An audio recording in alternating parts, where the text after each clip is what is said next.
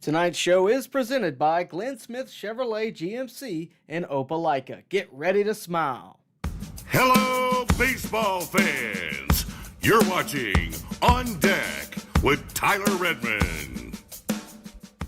Welcome in, everybody. Thank you for being here tonight. Really do appreciate it. We have quite a bit to talk about. Of course, the first thing is the biggest thing. The Braves did just win a series finally against the Oakland Athletics. What a nice change of pace that was. Of course, they took game one 4-2. Game two was just off the wall. The Braves did lose that one 11-9. Chris Sale didn't look like himself. We're going to talk about that in just a minute. They would win game three 3-1. We're going to talk about that entire series here in just a second, along with some other topics. Of course, Hurston Waldrep got the call up to AAA. He looked good today. We're going to talk about him in a minute. We're also going to talk about what everybody wants to talk about, and that is the possibility of trades. Alex Anthopoulos spoke on it this week, which means we have to talk about it, so we will do that as well. Thank you for being here once again. If you would do me a favor, just like the video. Of course, subscribe to the channel if you have not already, and also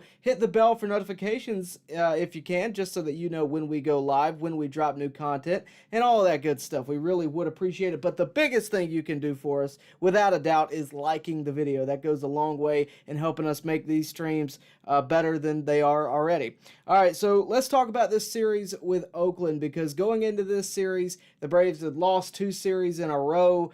They needed to get a series win. The last thing you wanted to do was to lose 2 of 3 to Oakland at home.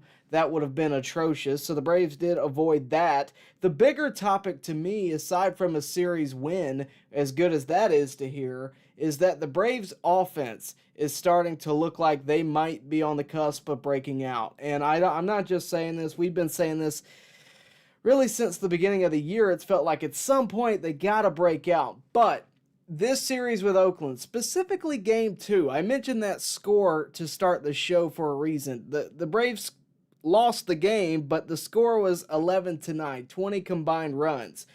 At one time, the Braves were losing 8-3 in that game. All of a sudden, they bounced back and they tied it up. They once took the lead too. But all in all, I'm just happy to see the bats operating like we know they can. Matt Olson specifically looks like himself again, which is nice to see. Michael Harris looked good. Ozzie Albies had a big hit today. Marcell Ozuna continues to perform. To me, game 2 is going to stick out in my mind as when the offense came back. If this was to continue, that's when I think we finally seen, as Snit put it earlier today in his press conference, the light at the end of the tunnel. It was game 2. Snit even said that, hey, he liked what he saw in game 2. It didn't feel like a loss because the offense was breaking out. You felt like you had a chance to win the game, even though Chris Sale only pitched 4 innings and gave up 8 earned runs. You felt like you had a shot, which is more like the team we've seen over the past 2 years prior to this one. So I thought it was a good change of pace in game 2, even though the Braves lost. And speaking of game 2, I want to speak on Chris Sale for a minute. Chris Sale has been phenomenal this year. This one game, this one start against Oakland where he did not look like himself, I'm not going to buy into the fact that that's what he's going to be as advertised. He did not have a good day, though, I will say that. He is human indeed. He pitched 4 innings. He gave up 8 earned runs, 9 hits, 1 walk, 4 strikeouts. He did not look like the Chris Sale that we have seen all year long. But you know who did look good on the back end of this series? Charlie Morton. He looked great today. 6 innings pitched, scoreless, 6 strikeouts, only giving up 1 hit.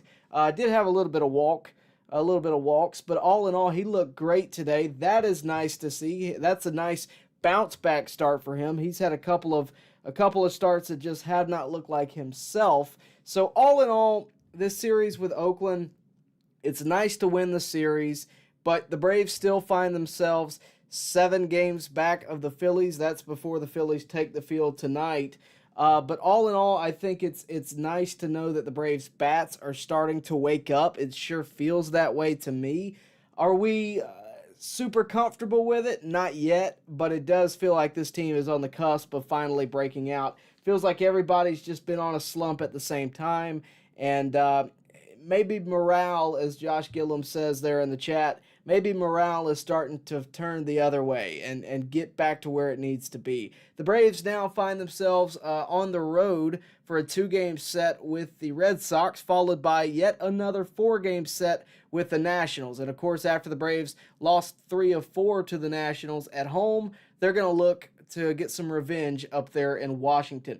When we get back, we're going to go ahead and talk about Hurston Waldrep. I know that's been a topic that has made the rounds on Twitter, online today, so we're going to talk about that and talk about if he is a possible option for the starting rotation this season. Now at Clint Smith GMC in Opelika, own one of the best-selling vehicles in the USA. The GMC Sierra pickup is discounted up to $12,500 off. Roomy and comfortable, the compact SUV GMC Terrain is up to $7,750 off. And GMC Acadias with 3 spacious rows and seating for 7 are now discounted up to $7,000 off. Plus, enjoy no payments until fall at Glenn Smith GMC in Opelika. Get ready to smile. Make your way to Glenn Smith Chevrolet. Choose America's #1 compact SUV, the Chevy Equinox, discounted up to $6,500 off. Chevy's full-size pickup truck, the powerful Chevy Silverado, is up to $12,000 off. And big Chevy Silverado 2500 HDs are discounted up to $6,000 off. Plus, enjoy no payments until fall. Make your way to Glenn Smith Chevrolet in Opelika. Get ready to smile. Welcome back. The Braves prospects, the Braves farm system over the past few years has not exactly, been what I would say we're familiar with. If you remember back, the early 2000s, the 2013, 2014 era, it was all about the prospects. It was all about the rebuild. Now we find ourselves in a spot where all of those prospects that we had, those first rounders, the guys that we could count on, the top 100 prospects, have kind of come up to the big leagues. They're already here, and we know, this is what we have, which leaves our minor league system depleted in numbers. However, that does not mean that the Braves don't have any prospects. And there's been one in particular that I've had my eye on all season long, and it's Hurston Waldrep. He's a guy who, made some attention last year, but really this year, you had your eye on him to potentially do something. He did not start off great in AAA, and that got him sent down to AA, where by all intents and purposes, he worked it out. And now he got called up to AAA. And listen to this. It would have been newsworthy anyway that he got the call up to AAA, but in his first start, this is earlier today for the Stripers, 6 innings pitched, only giving up 3 runs, but 11 strikeouts. Yes, the 3 runs aren't exactly what you want, but either way, the 11 strikeouts show you that he's got stuff to work with. And Hurston Waldrep, I believe this is a guy who could be a part of the Braves' future. He could make a spot start at some point this year, especially when you consider where the Braves find themselves in the starter conversation. They don't exactly have a ton, and especially when you consider the 5th starter spot. Bryce Elder did not exactly make waves as the 5th starter. A.J. Smith-Shawver looked good in his first appearance, did not cover a ton of innings though, and would be injured on the way out. So I say all that to say the idea of Hurston Waldrep potentially getting the call up to the majors at some point this year is certainly real. It's certainly something that we could possibly see. And out of everyone in consideration right now, he's the hottest arm, in my opinion, outside of A.J. Smith-Shawver. Smith-Shawver, of course, is out with a oblique soreness, but I believe that at some point he will make his way back. And if I'm a betting man, I would think that Smith-Shawver, out of all of our internal options, would make the most sense as your 5th starter.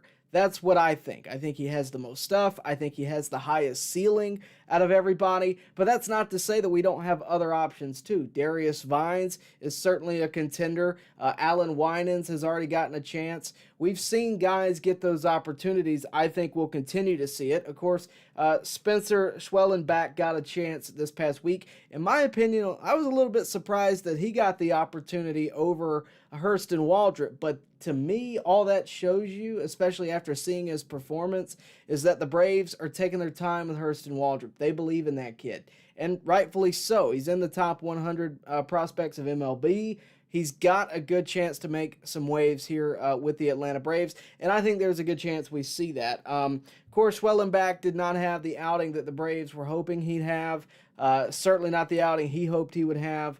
But all in all, I certainly think that there's potential there. I think we'll see that grow.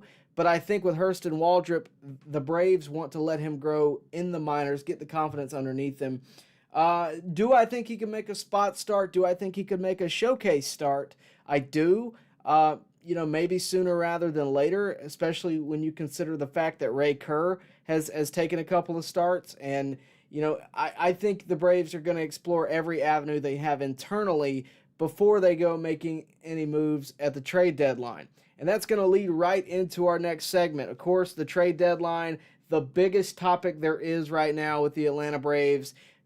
Is Alex Anthopoulos going to make a move? Are the Braves going to be active at the trade deadline? You bet they are. When we get back, we're going to talk about Alex Anthopoulos' interview with 680 The Fan this week. He dropped some good nuggets. He dropped some interesting sound bites. We're going to play those as well, so make sure to stay with us. And before we go to break, guys, please do like the video, subscribe to the channel if you have not already, and of course, hit the bell for notifications if you can. Really would appreciate it. Now at Glenn Smith GMC in Opelika, own one of the best-selling vehicles in the USA. The GMC Sierra pickup is discounted up to $12,500 off. Roomy and comfortable, the compact SUV GMC Terrain is up to $7,750 off. And GMC Acadias with 3 spacious rows and seating for 7 are now discounted up to $7,000 off. Plus, enjoy no payments until fall at Glenn Smith GMC in Opelika. Get ready to smile.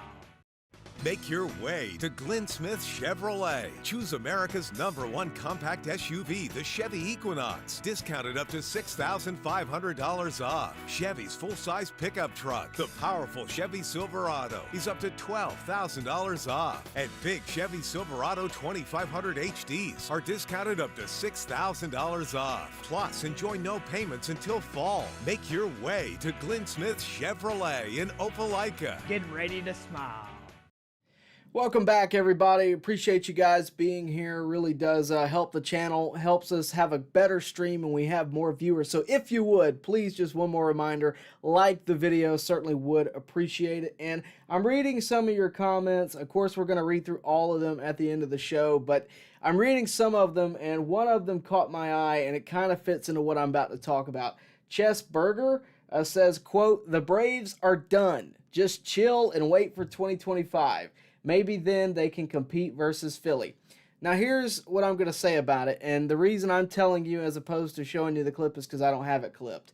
But Alex Anthopoulos had a great point in that interview with 680 The Fan, and he basically said, look, over the past 7 years of me being here, the 1 year where we had the lowest win total, we won the World Series.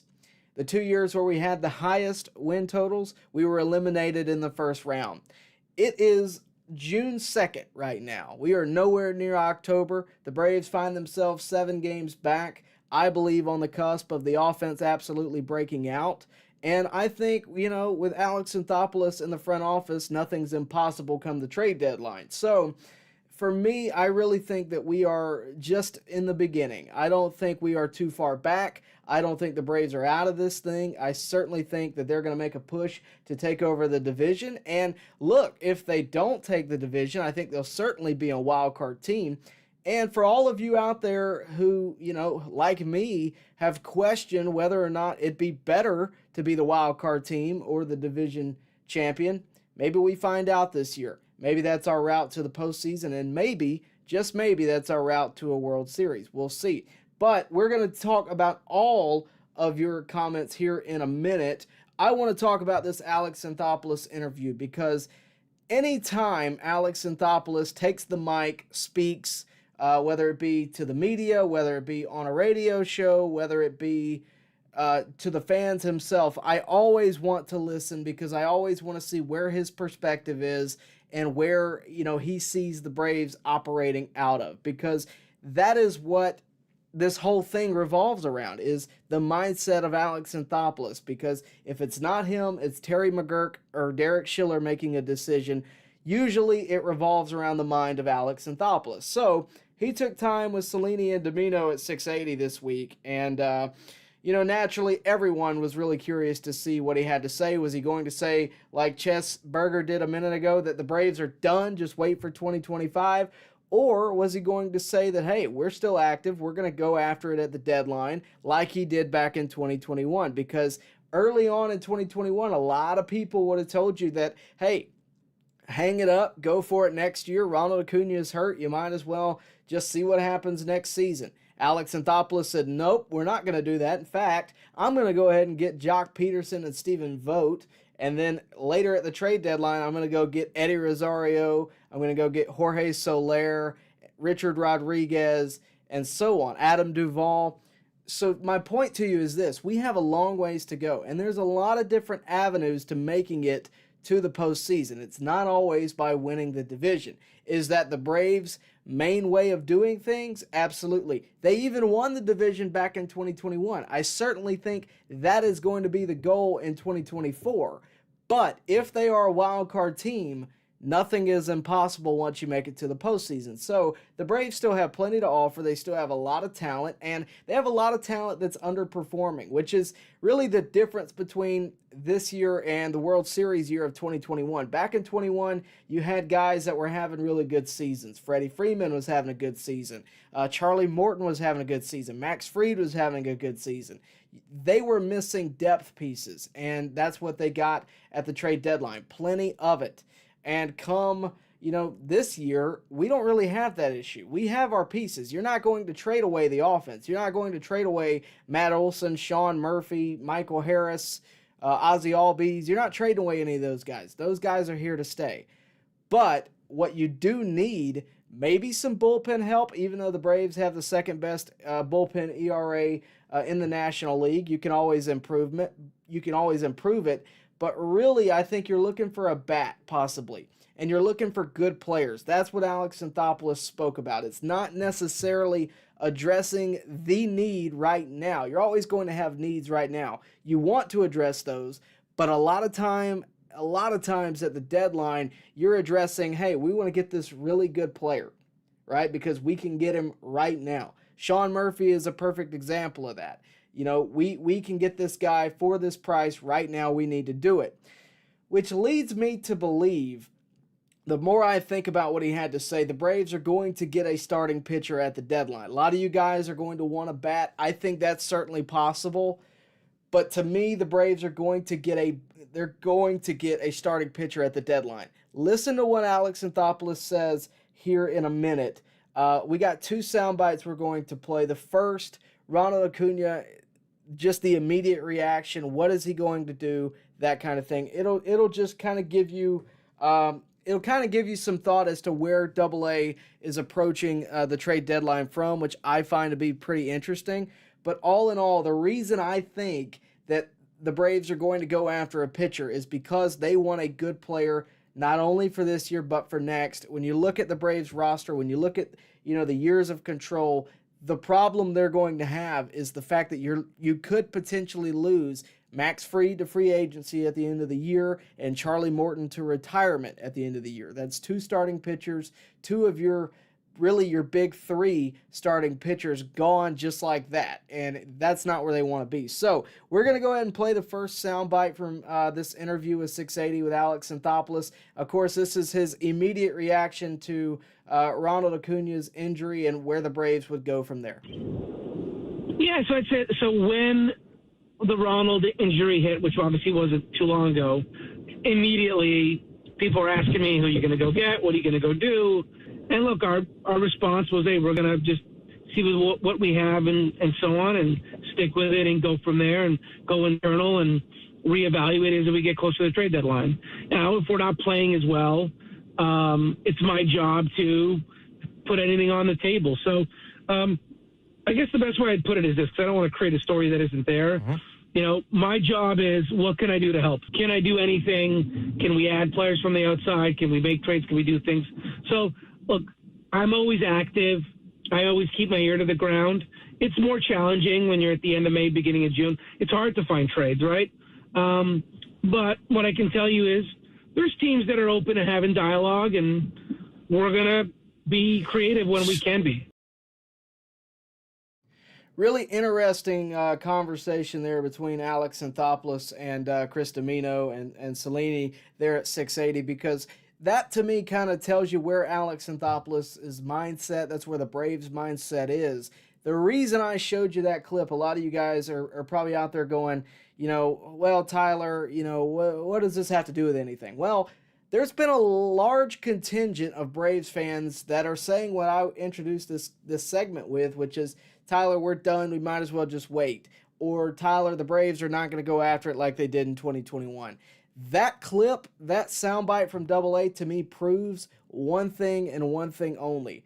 The Braves are not running away from 2024. They are not putting up a white flag. They are going to be active. They're going to at least be looking for deals. And that is something that I think is important right now. It's because for us to talk about potential trade ideas, we have to establish the fact that the Braves are going to be active in the trade market. Now, they may limp into July, which is not a good thing, but if they have a chance, even in a wild card scenario, the Braves' window for winning championships is only so long. They have to take advantage of every year. And whether you get there with 86 wins or whether you get there with 106 wins, the Braves have to take the shots they're given.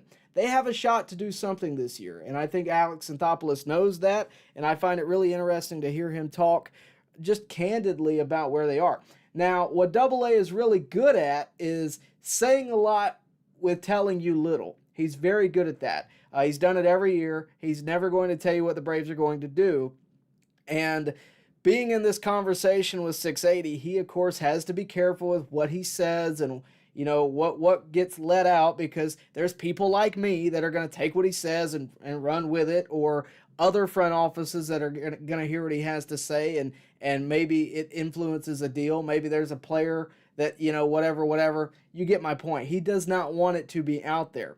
Now, the next clip is pretty interesting because of the scenario. I mentioned that Alex Anthopoulos dropped some nuggets that were just really interesting to listen to. And he talked about telling his son about the potential acquisition of a certain player. And, of course, he was pushed on it a little bit. You know, you're telling your son this? His son is 11 years old, by the way. And it's pretty interesting to listen to. So without further ado, let's go ahead and take a look. Yeah, you know what's funny? So you guys are asking about trades and stuff. So there's one team that I inquired with on a deal, and I tell him, I said, hey, I called on so-and-so, right? And he'll be like, oh, wow, okay. And he's like, hey, when are you going to hear back? I'm like, look, they said they got to take a look at some names, and it'll take a few days. And so, I mean, probably 5 times a day. You hear anything back? Do you hear anything back? Do you get anything back? He'll send me a text. He's 11, right? But every time I talk to him, when he gets up in the morning, do you hear anything? Do you get anything? When do you think you're going to hear back? So he's wearing me out. All right. I know you can't give us the name, but just on a scale of 1 to 10, if you whispered the name to us, scale of 1 to 10, how excited would we get in this room? Look, you guys had no idea we've been talking Chris Hill for 2 years, right? Not that I wanted you to know, right? But I guess I would tell you this. We have certain needs on the club right now, but we're always looking for good players, right? And sometimes if we think a good player is available and, hey, maybe this is the time to go and get him. You heard it from the man himself. If there's a good player available, maybe now's the time to go and get him. Now, we can sit here and look at the needs. I think the Braves need to get a starting pitcher. You may think they need a new corner outfielder, and maybe they do, right? I think they need both, to be honest with you. But AA really left it an open book, right? He didn't tell us anything when he said that. Yeah, if there's a good player available, we're going to want to go get him. Shocker, right? I mean, who would be surprised with any general manager saying, hey, if there's a good player available, I'm going to want him. Of course they're going to want him. I think this kind of opens the doors to really any theory you want to put out there, whether it be Brent Rooker, whether it be Mason Miller, whether it be Tommy Pham, really anybody out there, Justin Verlander with the Astros.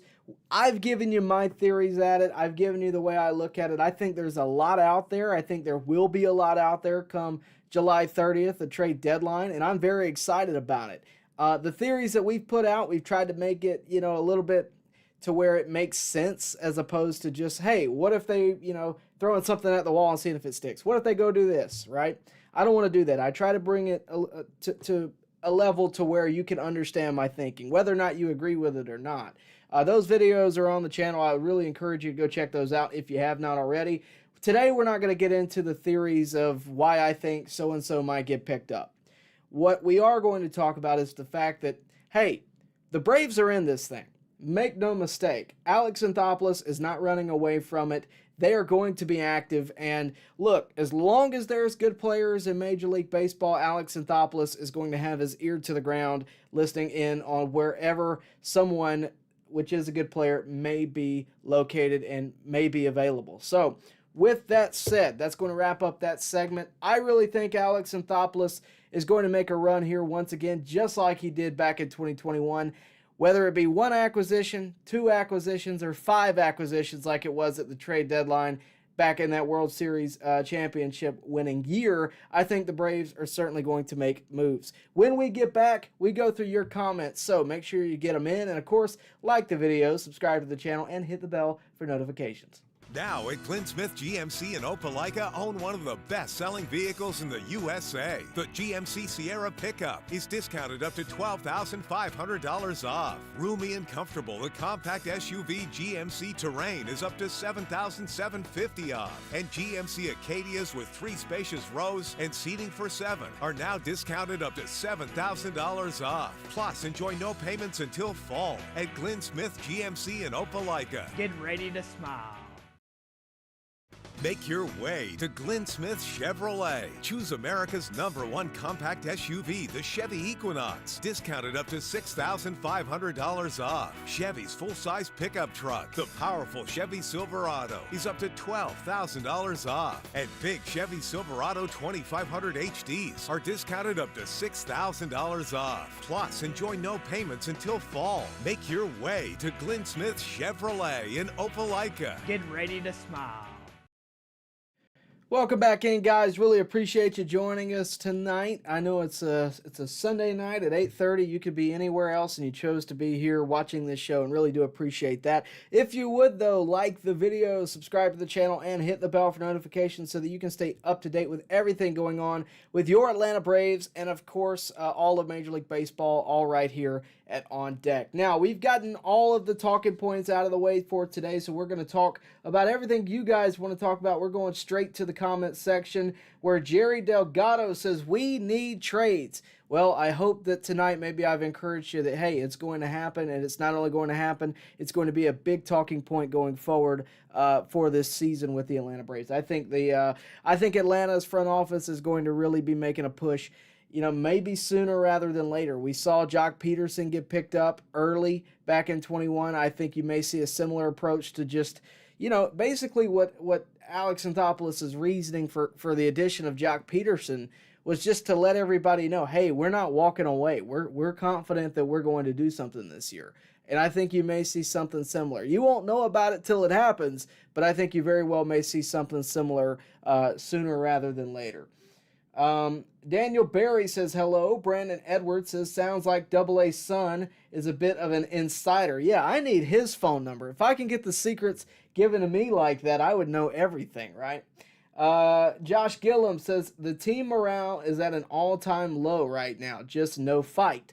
I would disagree. I think Game 2 of the Oakland series showed you that. I think the fight is definitely there, because if there was ever low team morale, ever just no fight in them, being down 8-3 would pretty much put you away. Now, I would be lying to you if I said that the team morale compared from most of this year to last year is certainly different. It's certainly at a different capacity, and it certainly seems different. But I think that's starting to change. I think at some point you're going to see it flip over, and all of a sudden we're going to be right back to normal. And, really, the reason I have faith in that is not just because I'm watching the same games you are and I have a different take. The reason I feel that way is because not only did Double A say it, but Brian Snitker said it. And if anybody's going to say it, it's going to be him. Because make no mistake, if everybody wasn't trying, we'd know about it. If there was a clubhouse problem, we would know about it. Those kind of things don't go, without being seen by fans. Look at what happened with the Mets the other day, right? With their player. I can't even remember who it was, but he got DFA'd right after because he threw his glove in the stands and had things to say in the clubhouse. That is bad team morale, right? Losing does not necessarily mean you have bad team morale. Not hitting as well as you did last year doesn't mean you have bad team morale.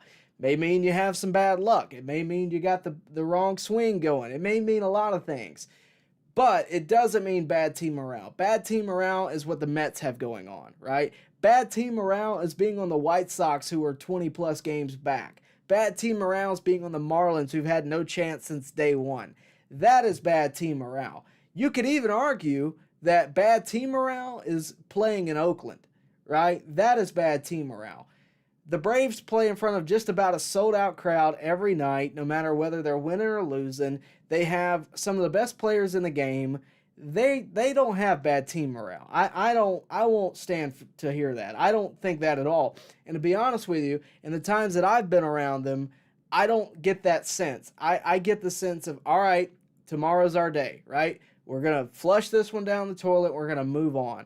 I just don't see that happening. Not with guys like Marcell Ozuna, who every interview he's in is hyping his guys up. Orlando Arcia, I don't know if y'all caught it today. He's wiping down Charlie Morton after his start today. I just don't see bad team morale with it. I just don't. Now, could they be having some more fun? Sure. Would the offense taking a step up help with that? I would say yes. So, as much as we can say we have problems, I don't think team morale is one of those problems. But I appreciate your comment. I really do. Corey Carter, has Martinez moved ahead of Wall? How did that happen? So he's talking about JP Martinez, who, of course, scored the final run of the day today. Pinch ran for Marcell Ozuna. Ozzie Albies knocked him in, if you remember that. JP Martinez, has he moved ahead of Forrest Wall? Forrest Wall down in the minors right now. He wants to know how that happened. I don't look at things like he moved ahead of him. I think the Braves, similar to Hurston Waldrep, if you heard me talking about that earlier, I think it's more along the lines of we want to make sure Forrest Wall is going to be ready when called upon later in the year. JP Martinez is a stopgap for the time being. I mean, he could very well become something that we're going to see. But one thing I've noticed about JP Martinez since he's been up with the Braves, he hasn't exactly gotten a ton of at-bats, right? That's the one thing that we have not seen. We have not seen one at-bat since he's been up with the Braves. I believe he's been up for at least a week. We haven't seen him take one at-bat. His first on-field appearance was today, pinch running for Marcell Ozuna. So that's my point. Forrest Wall is getting consistent ABs, and if needed, whether or not Kelenic was to get hurt, whether or not Duvall was to get hurt, you heard me knock on the wood. If that was to happen, I think Forrest Wall very well may get the call, and I think he's earned it. I think his spring training earned it. But I think they're going to keep him down there until he's needed because he's getting consistent ABs, and that makes a big difference. Jeffrey Humphrey says hello. Johnny T says June is usually when the Braves click. It's usually the time we run teams down. I can agree with that. I think it's timing out right. We've had a lot of things go wrong this way. We all know about Ronald Acuna and the reason why he's gone, but Strider being out on top of that. We've had a lot go wrong. We've had injuries to key players. Sean Murphy not excluded from that list. Strider not excluded from that list. Riley was out temporarily. We've had a lot of time where guys weren't around. And it's not fair to judge this year with knowing that as opposed to last year where virtually no one was ever not healthy. So for me, that's kind of where I stand. It's like, look, until we get the guys back in and frankly back to where they're healthy, they're playing consistently all the time, it's not going to be the same, and it's not fair to expect it to be the same. But what we can say is that we have some new additions in Chris Sale and and all these guys that are coming in that are performing well, specifically Sale. I know he had a bad appearance yesterday, but he's been really good up until that point. The bullpen has been really solid. That's what you have to cling to. And is it a perfect system? No. But all in all, I think June, I think you're right. I think this is going to be a time where we see the Braves really take that next step offensively. I think pitching, it's been fairly good up until this point. It could be better. But I think offensively, we're going to take a big step. The weather's going to get warmer. The balls are going to start flying. I think this is where we're going to be at going forward. Josh Gillum says, can we all agree the Sean Murphy trade has been an absolute disaster, especially with how Contreras and Langoliers are playing right now? Well, let's not exactly just look at those guys with rose-colored glasses. There's a lot less pressure. They've had a lot less injury this year. And I don't know if that's a fair comparison. Now, I'd be lying to you if I didn't tell you that when that trade happened, I was going, I don't know about that one. And I wasn't the only one saying that. I remember being in the press box and that trade was going on during that time. And I was listening around and it was kind of everybody's thinking like, I don't know. I like Contreras. He's a good young player. I like Langoliers. He's a good young player. I don't know if I want to lose them both. In terms of Sean Murphy, though, he is a proven commodity. His time in Atlanta hasn't exactly lived up to expectation. I will agree with you there. But his defense is unquestionable. His ability to manage a game is also fantastic. And I think he works well with a lot of the pitchers. Now, that's not to say that Contreras didn't. I think Contreras did lack a little bit behind the plate at the time. He's gotten better over the recent years. Murphy had that from the jump, right? I mean, we knew that if anybody's running on Murphy, they don't have a good chance. I think also with the new rules that they put in, with the bigger bags, with, you can only throw over so many times, having a guy like Murphy behind the dish was going to help. Now, not every move you make goes exactly how you planned. Of course, we would love to see Murphy with a 30-homer season as a catcher, but he is definitely still a elite caliber player, and I'm not going to sit here and say otherwise. He is going to have his ups and downs like anybody. We could sit here and say right now, based on what we've seen this year, that Matt Olson's contract isn't exactly what we were hoping it's going to be. We should have got Freddie, right? I mean, we can sit here and argue that. But to me, we're forgetting about what he did last year. We're also forgetting about what Sean Murphy did in the first half of last year. Now, did he slump after that? Of course. But it's unfair to judge him when he's been hurt all year and he's just now getting consistent ABs.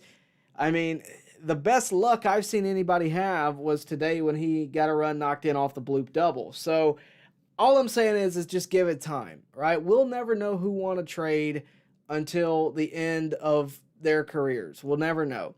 But, I mean, would I agree that, hey, maybe looking back, would I have rather had Contreras? Would I have rather had Langoliers? We can do that all day. We can do that with a lot of different trades, right? But at the same time, we look at, the trade we made for Olson, and Pache is not exactly as hyped as he once was. I remember when Drew Waters was supposed to be the next big thing, and all of a sudden, he's doing stuff in Kansas City, but it's not exactly what we thought he was going to be doing at one time, right? So we can always throw back and look at potential prospects and where they are now and all that good stuff, but we'll never know what it's going to be up until that point. So I look at the Sean Murphy trade not as a disaster by any stretch of the imagination. Now, if he was to just completely go off the radar offensively, we can talk about that for long stretches, full seasons. We can talk about it. Right now, I'm not willing to do that. Raymond Stone is keeping it simple. He says, we need to go and get somebody that can hit the ball. I agree with you. Let's see. Josh Gillum says, our farm system would look so much better if we didn't trade the farm for Olson and Murphy. did we really trade the farm for Olson and Murphy? I mean, when you really think about it, because if I remember correctly, Sean Murphy, of course, was in a three-way trade.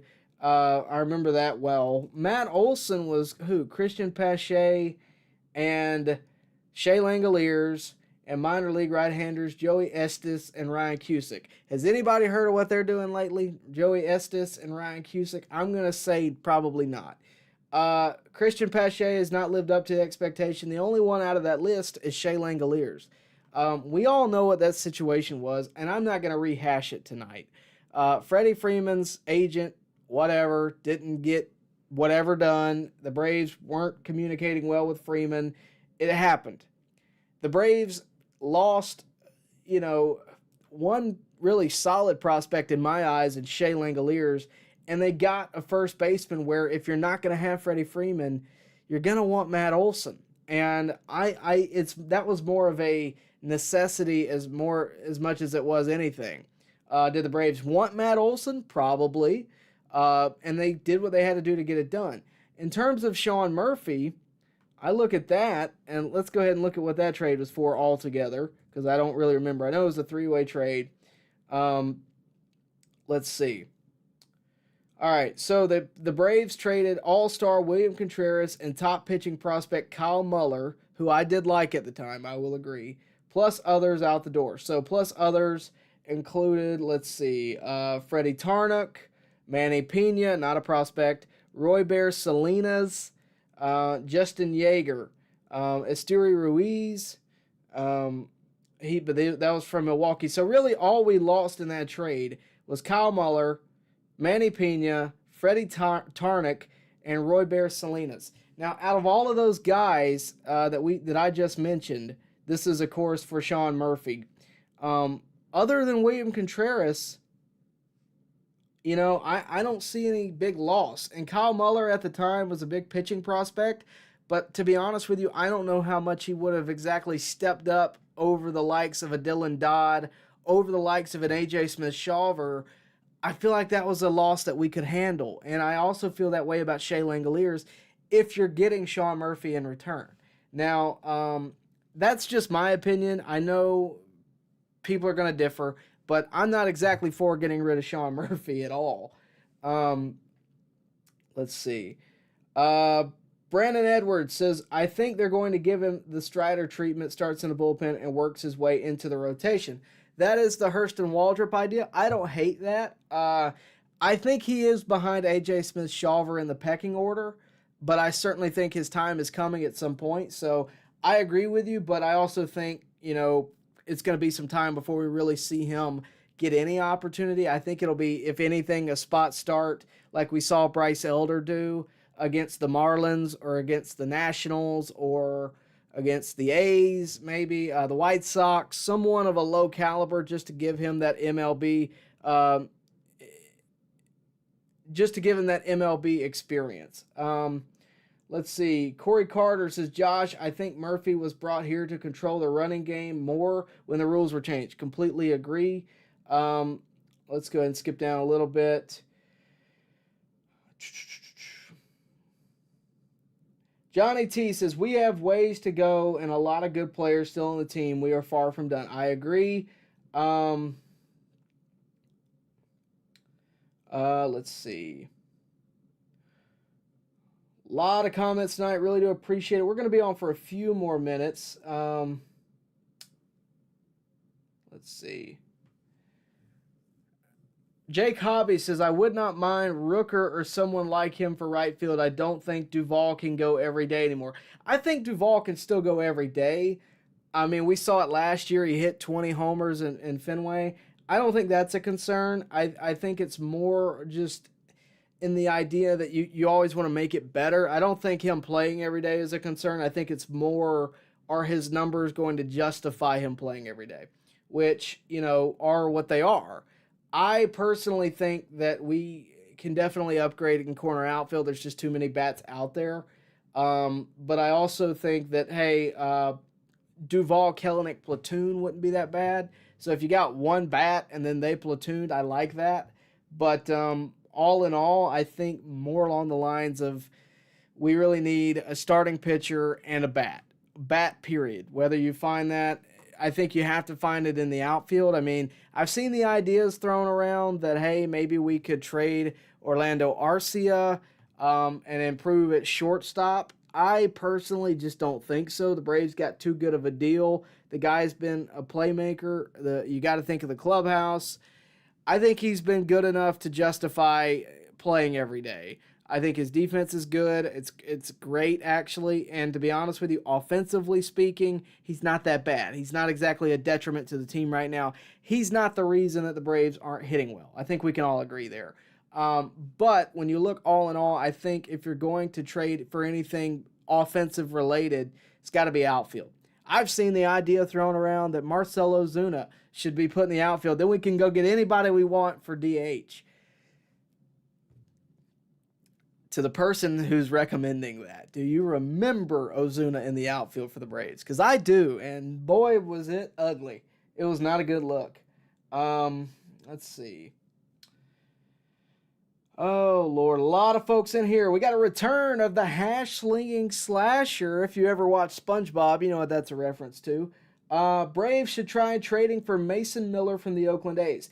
I could see a potential trade along the lines of Brent Rooker, Mason Miller for, I don't know, maybe a Spencer Schwellenbach, and, you know, Nacho Lopez or something like that. I don't know what the Braves would have to toss their way, probably more than what would make sense, but Mason Miller would be a great addition. I don't think he'd be put in the closer role. I think he'd be just a high leverage arm that we lack right now.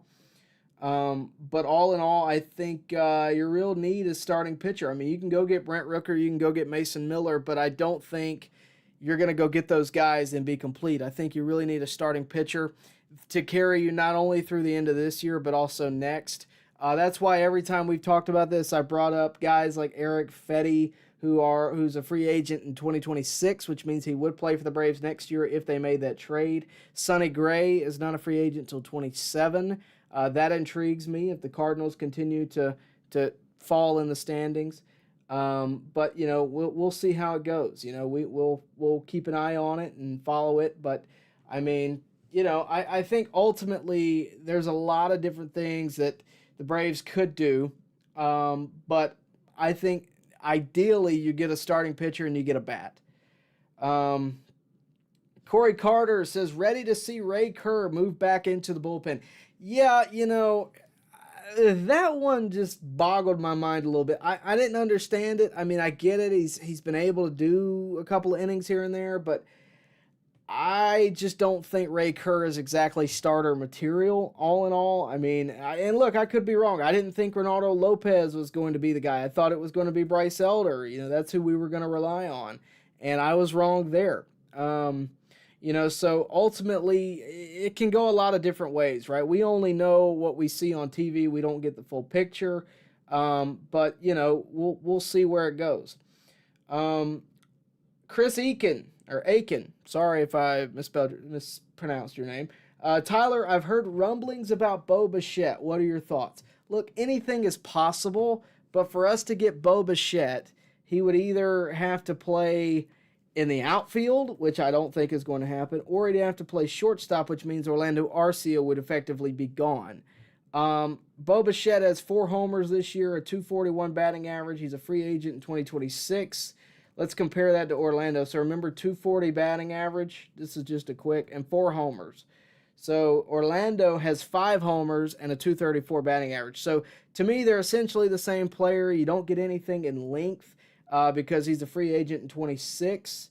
You know, that's just me. You also have Orlando for less than $3 million a year, and you have Bo Bichette who's making around $10 million a year or $11 million a year. Yeah.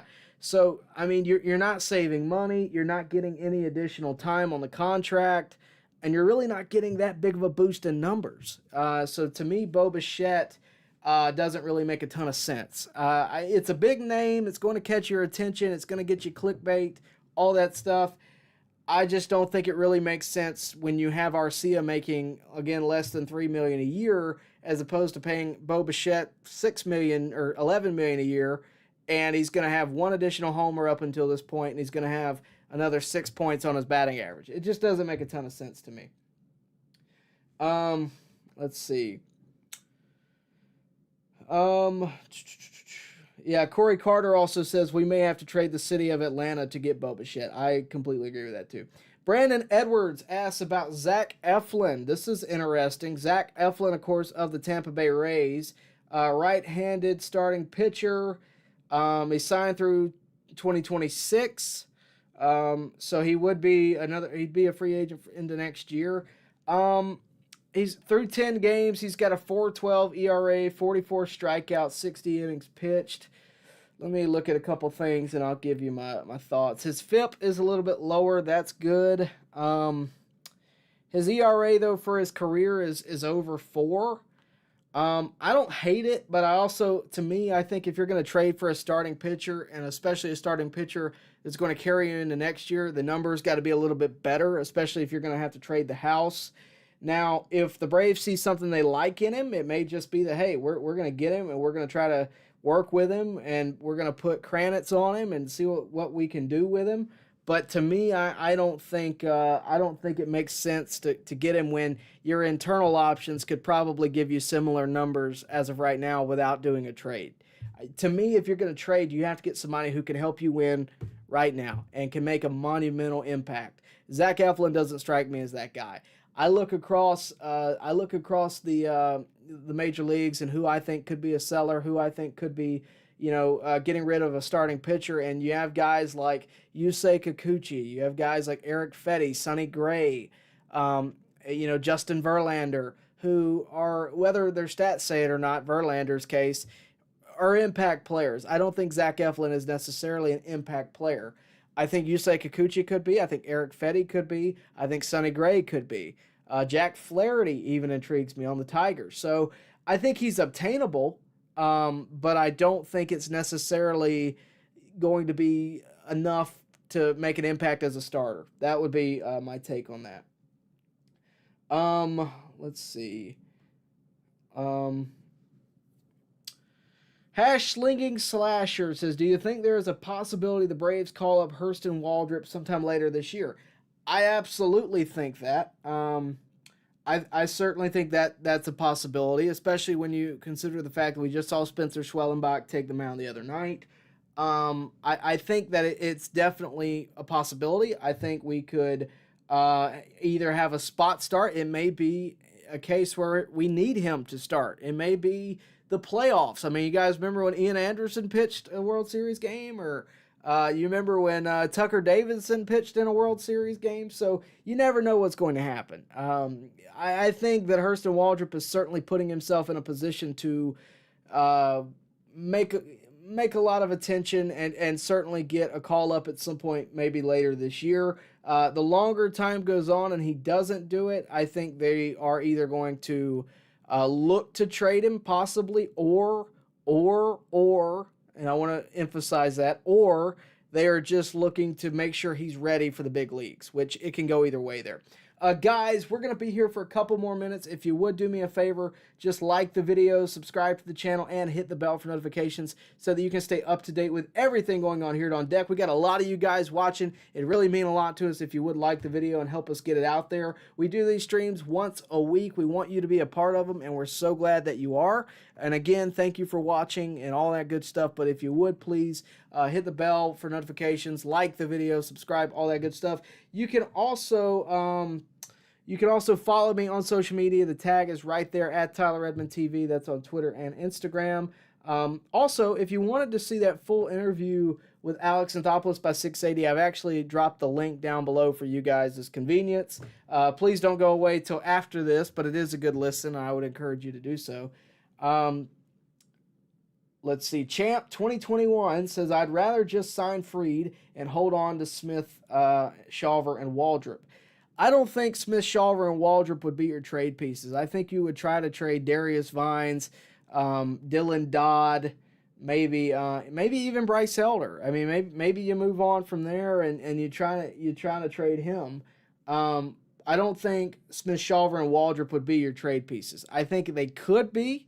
Because look, if I'm another team and I'm looking at the Braves, I'm going, okay, I see you have Darius Vines, you have Dylan Dodd, you have who's this Hurston Waldrep kid? Isn't he like your top prospect? I want that guy.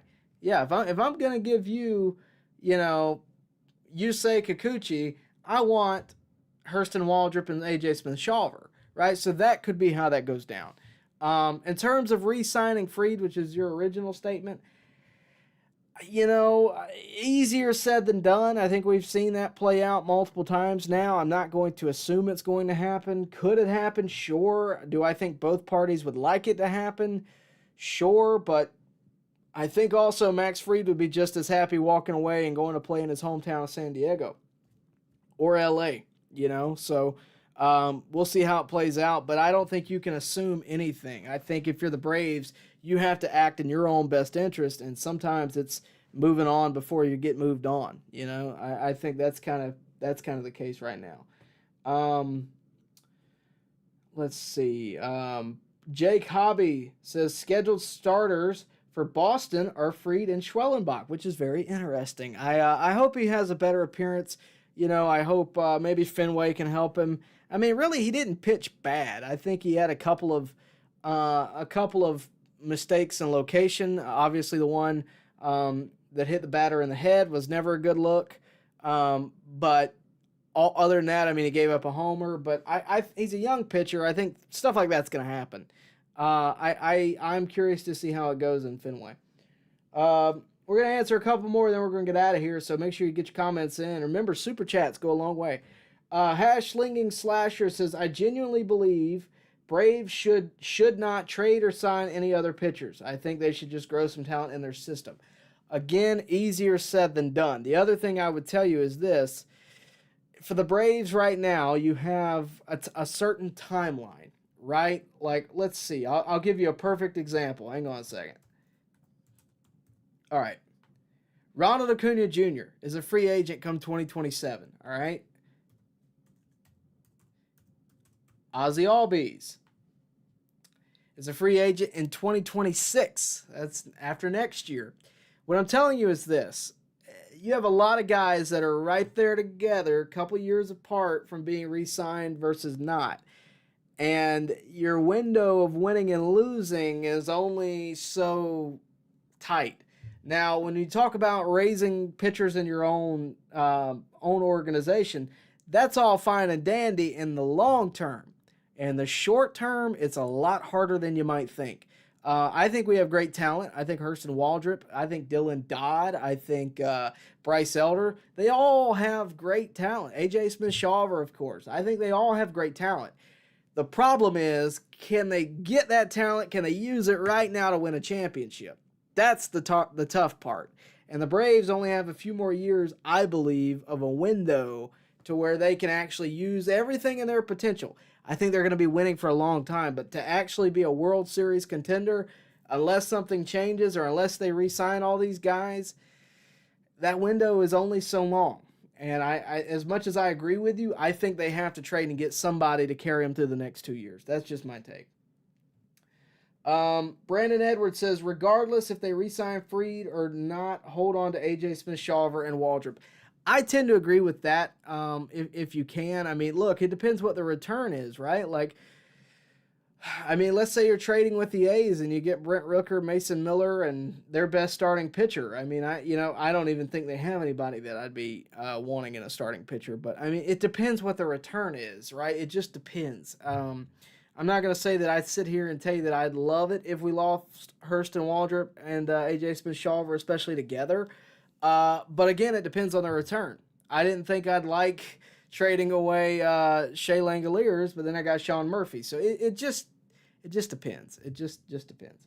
But that is going to wrap up the show, guys. And really do appreciate all of you getting in tonight. Really do appreciate you always getting in. And I hope you enjoy the baseball conversation we have here. If you would, as always, go check us out on social media. You can follow me at Tyler Redmond TV on Twitter and Instagram. The tag is right there below. Also, if you would, like the video, subscribe to the channel, hit the bell for notifications. We're going to have content all year long. We want you to be a part of it, and we cannot do it without you. So please do help us, support us, continue to grow. We're trying our best. And, of course, we also want to thank our sponsors, Glenn Smith Chevrolet GMC in Opelika. They've been great to us, committed all year long, and we're happy to have them on board.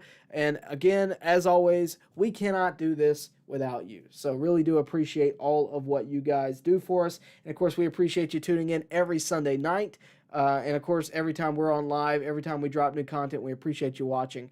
And, again, we cannot do it without you. So thank you for watching. We'll see you next time right here at On Deck.